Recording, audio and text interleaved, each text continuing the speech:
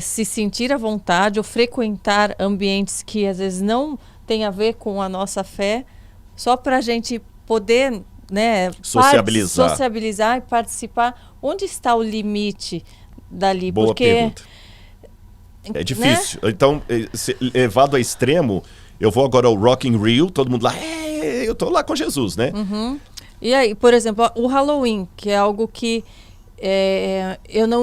eu nunca gostei de participar, mas hoje, tendo um pouco mais de entendimento, eu não me sinto à vontade de participar. É algo que, para mim, me dá uma sensação ruim só de ver fotos e pessoas participando, mas a gente vê pessoas que se denominam cristãs. Vestindo os meninos de caveirinha. Vestindo as crianças com sangue, vestindo o marido baleado, se vestindo de caveira, botando túmulos na porta de casa. Até que ponto isso é considerado uma brincadeira, isso não é sério? Até que ponto a gente deve participar disso? E mesmo assim, isso não demonstra que a gente está deixando de lado a nossa fé? Eu não sei se é falta minha de entendimento. Não, você está correta. E eu também não quero julgar quem faz, mas eu quero entender. Vamos por etapas. Eu vou até pedir a sua licença e vou responder de uma tacada, o Halloween e o Carnaval. Vou colocar os dois juntos ali. Sim. Né?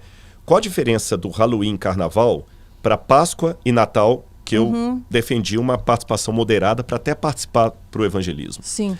A pergunta é o seguinte, a Páscoa é uma distorção da verdadeira Páscoa. O Natal é uma distorção do verdadeiro Natal. Existe um sentido. Então existe um sentido bíblico a ser resgatado. O Carnaval e o Halloween não é distorção de nada. É uma criação. É uma criação satânica.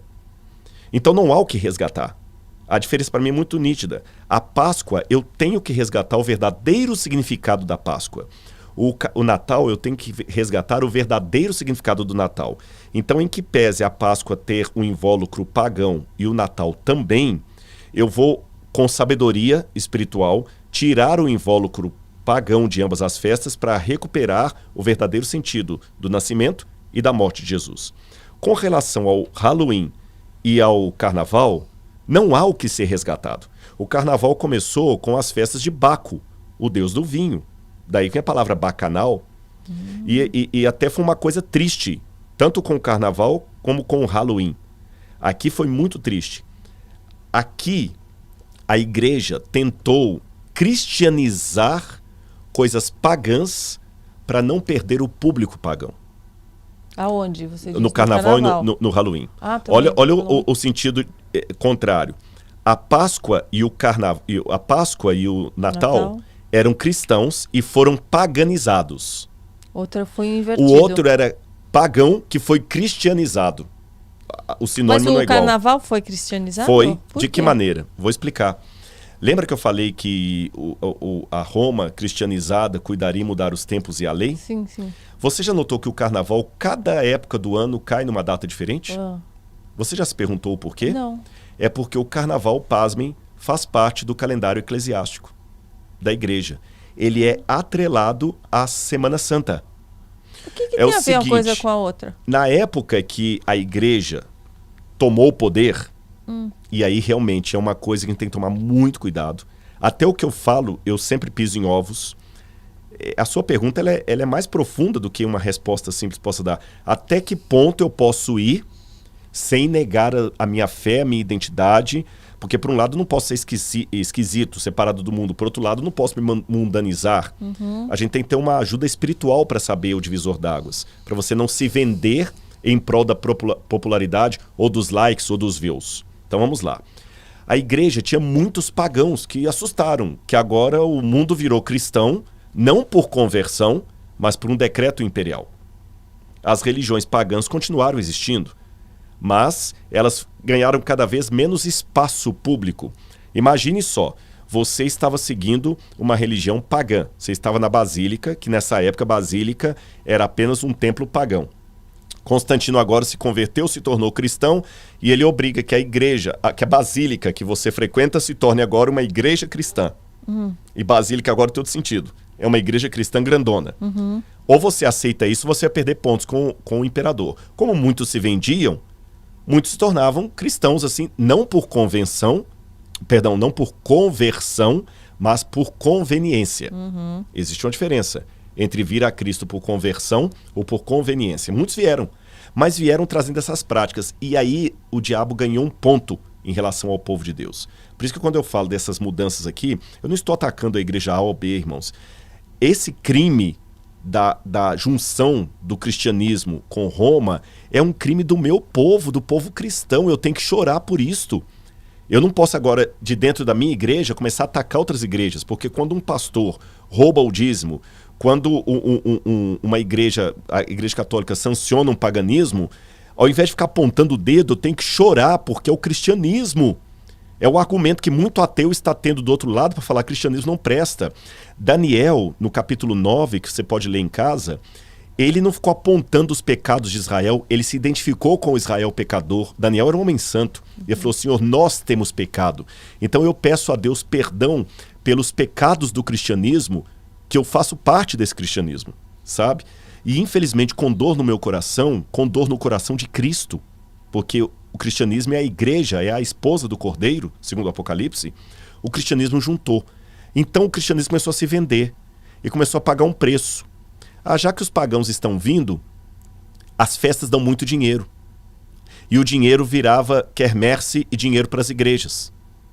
Não vamos parar com isso. Vamos cristianizar a festa pagã. Então vamos fazer o seguinte.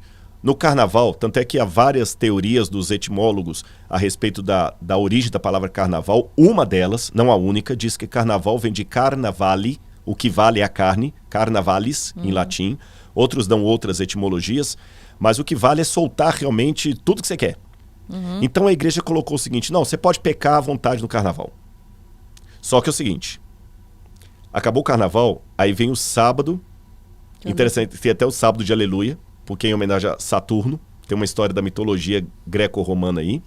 Aí 40 dias depois do carnaval, você vai ter a Semana Santa.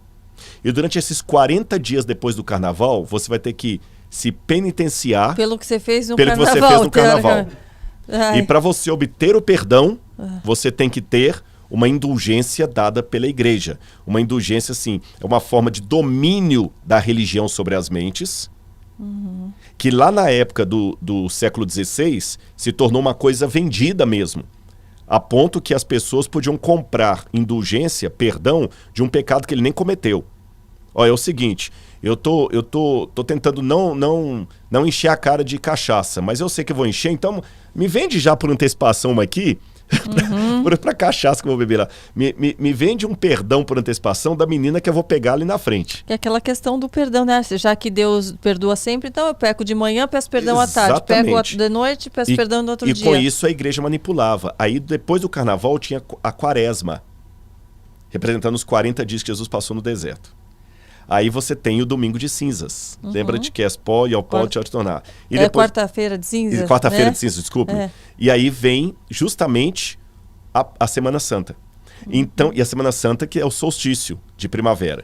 Então ele pega a Semana Santa, conta 40 dias antes, é o carnaval. Que vai dar sempre numa quarta-feira. Por isso que o carnaval todo ano cai em datas diferentes, mas sempre segunda, terça e quarta, dia 4 de cinzas, sempre assim. Então atrelaram o carnaval, a festa de Baco, ao calendário eclesiástico como uma maneira de ter as pessoas ali. O Halloween foi algo semelhante. É do carnaval ainda, e para alguém que chega e fala assim, olha, mas no carnaval, tudo bem, é festa, o povo que vai liberar a carne, mas eu não vou. Eu vou só me vestir de borboleta colorida e vou botar uma música alegre, jogar um confete aqui em casa. Onde estaria o bom tempo? Eu diria para essa pessoa assim, você consegue fazer um show de humor num funeral? Então. Tem como ser um stand-up num funeral? Tem como você ir de vestido de noiva para um lugar cheio de lama? Fala assim, não, vem cá, mas eu não estou me lameando. Aqui é um lugar, sabe aqueles... até em São Paulo fizeram uma vez aqueles circuitos qual é o motivo que essa festa está havendo por um motivo. Exatamente. E outra, essa questão... Você está compactuando com aquilo. Exatamente, você está endossando. Então, radical. É óbvio, ululante, que você vai sair com seu vestido sujo de lama. Não, gente, mas eu não vou participar, não, só vou ficar lá de vestido. Vai sair com vestido, um rally. Não, só vou ver os carros passando, eu tô com meu vestido de noiva branquinho. Vai sujar. Então esse é o primeiro ponto. Ou só assistir na televisão o desfile. Exatamente. O Rebolation. O Rebolation. Né? Segundo, vamos falar sério. Jesus no Pai Nosso falou o seguinte: não nos deixeis cair em tentação. Essa frase, essa tradução em português, ela não está muito precisa, Karina. No original grego do Novo Testamento, a expressão não nos deixeis cair em tentação está literalmente assim. Porque lendo em português, pode dar duas conotações. Não nos deixeis cair em tentação. Quando eu estiver sendo tentado, que eu não caia. Não nos deixeis cair em tentação. Mas não é assim que está no grego. No grego está assim: não permita que eu vá para a tentação. É como diz em inglês, para ser tentado. É como se diz em inglês, and lead us not into temptation. Não me meta dentro da tentação. Ou em espanhol, não nos metas en la tentación. Não nos metas en la tentación. Assim que é a tradução melhor. Não nos deixe, não busqueis. Não busque a tentação.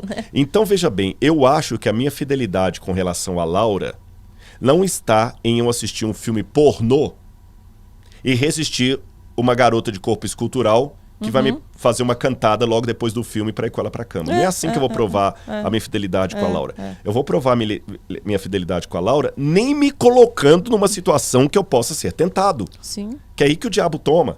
Você tá entendendo? É nem me colocando em situação dessa. Agora, é o seguinte, quando você tá ali vendo aquelas coisas, primeiro, você não tá pregando coisa nenhuma. É bem diferente da situação da Páscoa. Segundo, que imagem você está dando para as crianças, para os jovens? Se papai pode, se mamãe pode, por que eu não posso também? Tá certo? Então isso vale para o carnaval e vale também para o Halloween. O Halloween, pasmem, já que eu falei da questão católica, o Halloween já veio por um batismo de um paganismo feito por protestantes. Especialmente nos Estados Unidos, os puritanos, muitos que eram descendentes dos puritanos, de nariz azul, de Massachusetts. Tinha a questão da caça às bruxas e resolveram dar uma cristianização. Ou seja, aquilo que o catolicismo fez com o carnaval, o protestantismo norte-americano fez com o Halloween, que era o Dia dos Mortos. Que era o Dia dos Mortos. Você sabe que o Dia dos Mortos ele começa por causa do Dia de Todos os Santos. Na Igreja Católica você tinha um dia, que cada dia tem um santo do dia, mas havia mais santos do que dias no calendário. Então a Igreja Católica colocou o dia... Juntou no dia 2 de novembro, sempre é o dia de Todos os Santos, para a gente pegar aqueles que a gente não conseguiu. E como os santos são pessoas que já morreram, acabou também ficando o dia de finados. Então aproveitar para homenagear também os finados. Aí, no protestantismo americano, começou a virar uma piadinha, uma brincadeira e tudo mais, o Dia dos Mortos, que é o Halloween, que é nessa época que vem. Agora, veja bem, a Bíblia fala, não consulteis os mortos. Jesus falou bem claro quando o povo hebreu estava entrando na Terra Prometida. Não haverá entre vocês pessoas que façam o filho passar pelo fogo, nem necromante, nem quem consulte os mortos. Não haverá isso. Ah, mas eu não estou consultando, só estou brincando. Aí entra aquele lance que você falou do beijo. Não se deparar, não procurar imagens do que se refere à morte. E ali está tudo ali. Você está invocando a morte o tempo todo. Você tá entendendo? Você tá evocando a morte. Pra mim isso é tão claro. E é tão absurdo. E outras, são coisas que vamos tirar da brincadeira e vamos colocar na vida real. Então, eu falei, gente, você imagina? Eu falo, as pessoas veem uma pessoa caída num acidente de carro, estraçalhada no chão, morta de sangue, ficam chocadas, falam, nossa, que horror. Imagine se fosse alguém familiar ver naquela situação. E daí brinca com isso? Se ensanguenta naturalmente, se fere, se... Quando morre alguém, a pessoa fica em choque, poxa, faleceu tal pessoa. E daí você vai brincar com isso? Na sua casa, você vai transformar aquilo numa mansão mal assombrada? E posso dar uma fonte não bíblica de alguém muito sábio que falou contra essas coisas, ou coisas que poderiam virar isso? Muito antes de existir Halloween, ou Carnaval, existiu um homem chamado Sócrates. E Sócrates, você sabe, Sócrates não deixou nada escrito. O que a gente tem escrito de Sócrates vieram de seus discípulos, especialmente Platão. E tem os diálogos de Sócrates que Platão escreve. E um dos diálogos de Sócrates orienta os seus discípulos contra a poesia. E antes que alguém fique assim, puxa vida, então não posso ler Clarice Lispector, nem Machado de Assis, nem Cora Coralina. Não. Quando Sócrates falou da poesia, ele falou justamente do mal que a poesia fazia em desvirtuar os sentimentos reais, trocando-os por sentimentos artificiais. Olha a sabedoria de um cara que viveu há pelo menos 2.300 anos, 2.400 anos quase. Eu falo, o diabo é marqueteiro, né? Exatamente. Ele tem uma técnica de marketing ali que parece, mas as crianças se divertem tanto, acharam tão legal isso. Aquele fantasminha passando, aí elas se riram tanto, que mal há nisso. Mal há nisso. Então, o Sócrates falava o seguinte, vocês já viram o Adimanto, que ele fala com os discípulos dele, né? Que a gente, quando vai ouvir um poeta declamando um elogio a Homero, quando ele bate no peito e solta um grito, você já viu como a gente chora, como a gente emociona, como a gente ri, bate palma para aquela cena. E quando você sai daquela cena e vê alguém chorando perto, a gente que chorou no teatro, diante da cena comovente, ali fica completamente frio. Uhum. Sócrates já alertava isso lá atrás. E o que eu vejo? Muitas vezes as pessoas pegam isso aí e pensam, é só uma brincadeirinha infantil. As crianças começam a pegar a verdade. Olha, isso que eu estou falando não é coisa da minha cabeça não, porque eu não sou pai e eu não tenho moral para falar do ponto de vista de criação. Se for falar de filho, eu que tenho que fazer pergunta para você, porque você é mãe. Mas eu sou um professor, eu sou um educador e eu leio muito o que os educadores falam de criação. Não é coincidência o número cada vez mais elevado de feminicídios e de jovens praticando loucuras as mais diferentes. Há poucos dias atrás, aconteceu, em algum lugar do Brasil, que não vou falar onde, um menino que matou os 2 irmãozinhos. Um de 3 anos, o outro parece que tinha 1 aninho de idade. A mãe saiu para o supermercado, deixou ele cuidando dos 2, ele matou os 2. Matou por quê? Porque eram filhos do padrasto. E o padrasto largou a mãe dele e falou, para vingar do meu padrasto, eu matei os 2 irmãos dele para livrar a minha mãe do sofrimento. E quando a polícia pegou a mãe dele, meu filho, tem essa cena. Você matou os seus irmãos, eu matei, ela dá um grito assim. E ele não demonstrou nada de arrependimento. Essas cenas estão tornando cada vez maiores. Por que tem um monte de rapaz aí matando mulher? Não é porque agora está mais à clara e antigamente era mais escondido.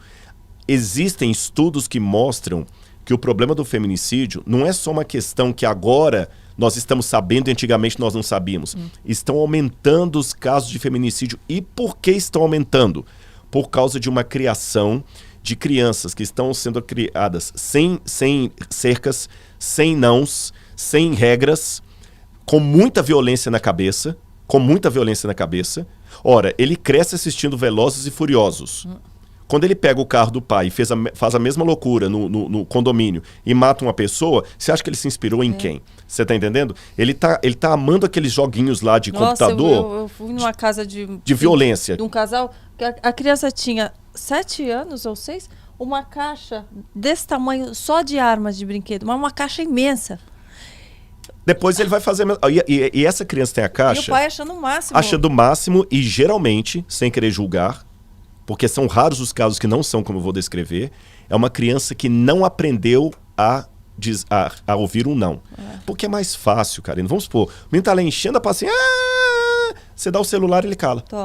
Eu não tô... Porque dialogar com uma criança e explicar a frustração para ela dá muito trabalho.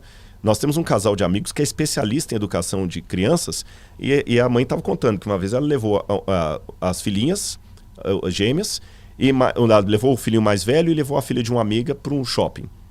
E na hora lá de vir para o shopping, comprou um monte de coisa, doce, mas na hora de ir embora os dois queriam um brinquedo também. Ela falou, não, agora não vamos dar brinquedo, porque esse já... mas os dois vieram, então ela falou, vamos trabalhar essa frustração? Ela falou que foram 2 horas conversando no carro para explicar para os dois porque não podia comprar brinquedo. Ela falou assim, eu estava cansada, eu passei o dia inteirinho com eles. A minha vontade era comprar, dar R$20, um brinquedinho para cada um, dar para eles, eles iam ficar felizes no carro de volta, não ia ter aquela ladainha no meu ouvido. Foi muito mais trabalhoso trabalhar com eles a frustração, mas eu preferi isso, sabe por quê? Porque lá na frente... Porque na frente, aí o que é que acontece? Esse menino vai crescendo com o pai não querendo gastar as 2 horas, dando tudo que ele quer. Quando ele cresce, que vai namorar uma menina, que a menina fala não, ele não é acostumado a ouvir não. Ele vai lá e mata, dá um tapa nela, bata, faz, depois vai... E ele já está com toda essa violência na cabeça, isso é muito sério. Eu achei interessante também, eu não assisti ainda, E pelo spoiler que alguns deram, eu Aquela não quero série assistir também. Round 6. Eu não assisti. Ah, credo. Algumas pessoas nas redes sociais até pediram, Rodrigo, dá o seu depoimento sobre o Round 6. Você sabe, a gente que está na internet, o pessoal também te pede, né? Karina, o que você acha disso aqui? Eles querem que você dê palpite de tudo. Tudo. É de política, a ética e tudo mais. Tudo. Aí eu até iria assistir, para poder ver, mas aí depois, por 2 pessoas que assistiram, eu já decidi que não vou assistir. Mas uma pessoa que eu conheço também estava falando que ela estava numa pracinha com crianças ali, 8, 10 anos, e os meninos brincando, batatinha, tem uma brincadeira que você fala? Batatinha 1, 2, 3. Batatinha 1, 2, 3, batatinha 1, 2, 3. E ela ouviu e falou assim, onde é que vocês aprenderam isso aí? No Round 6. Mas o pai de vocês sabe que vocês assistem Round 6? Ah, minha mãe não liga porque eu assisto. Meu irmão estava assistindo lá em casa, eu assisti também, minha mãe nem perguntou. E você? Eu assisti com minha mãe, ela estava lá no sofá assistindo, eu deitei do lado dela e fiquei assistindo junto. Sendo que tem uma tarde do tamanho lá para maiores de 18 anos. Então, meus queridos, sabem, eu acho interessante, eu até peço muito encarecidamente, como professor, não terceirize a educação do seu filho. Porque eu estou cansado, sem querer julgar nenhum pai, nem mãe. Por favor, não quero fazer isso. Não fique magoado ou ofendido com o que eu vou dizer, Karina. Mas eu estou cansado, às vezes, de ter pais que passam 16 anos estragando o filho, depois consegue meu telefone e pede desesperadamente para eu ligar para o filho dele para resolver em 15 minutos o que ele gastou 16 anos estragando. Não posso fazer milagre. Você entendeu? Ou você tem a coragem de preparar o seu filho para o céu e isso demanda tempo, ou então faça um favor para a humanidade. Não engravide, nem engravide ninguém. É uma